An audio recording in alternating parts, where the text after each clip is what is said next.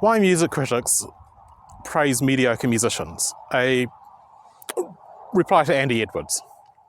So earlier this week, a certain musician turned YouTuber that I have a fair bit of respect for, Andy Edwards, a jazz and progressive rock drummer, made a video on his Clips channel where he picked 10 out of Rolling Stone magazine's top 50 musicians and made a case for them being mediocre and that there were better alternatives.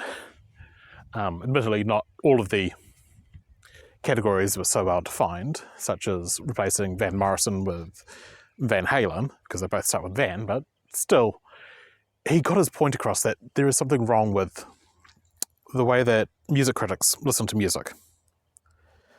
That a non-expert on the street and a professional musician would both see through. And I think I've identified what the core problem is. It's actually rather simple. Those musicians were all chosen by journalists. Rolling Stone magazine is a product of the journalism industry. Now, of course, music journalists would pick musicians picked by music journalists. It's a tautology, but you have to think about what a journalist is. They convert events that could be presented in an isolated manner as part of an ongoing story that carries on from one issue of the journal to another. So what it is that these journalists are choosing is musicians who are either writing confessional lyrics, where the musician, him or herself, is the main character in an ongoing soap opera, or else protest lyrics that make the musician part of the supporting cast of a political story that the magazine is also covering. Now, yeah, as to, for instance, one of the bands that Andy Edwards picked as better, AC/DC, aside from that time that one of them shot somebody, what is there to say? And the time that one of them died, aside from that, what is there to say? That they released another album that is, immensely polished, but basically, if you've heard one AC/DC song, you've heard them all. And apparently some people like that,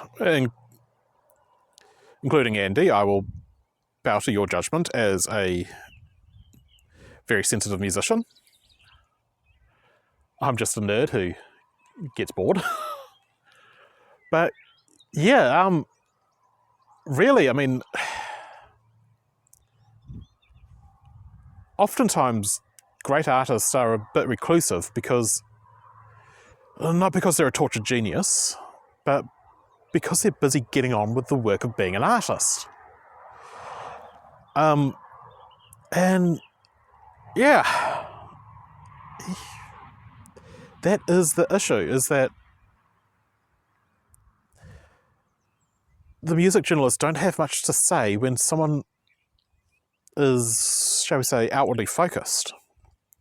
They see what's happening in the world around them and they convert it into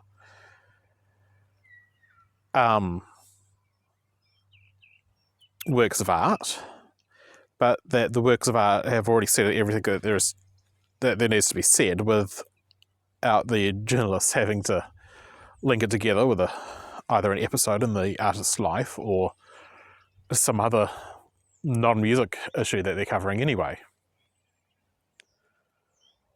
I think that is the problem. The problem with music journalism is that it's journalism. And honestly, I kind of wonder if you just flat out said this to some of the critics, they would actually... I wonder if they'd see the problem. That there is plenty of excellent music out there that doesn't easily fit into a mould that is convenient for critics. Also, Andy, if you do manage to see this, I want to make another video talking to you about heavy metal, because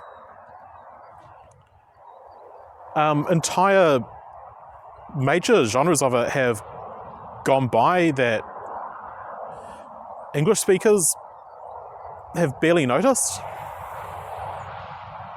Yeah, that's a whole other issue. If you do see this, leave a comment telling me if you would like me to do something about heavy metal that you may find interesting, even if it's not your cup of tea in an interesting way. Yeah, goodbye for now. This is Ryan McCoskery, over and out.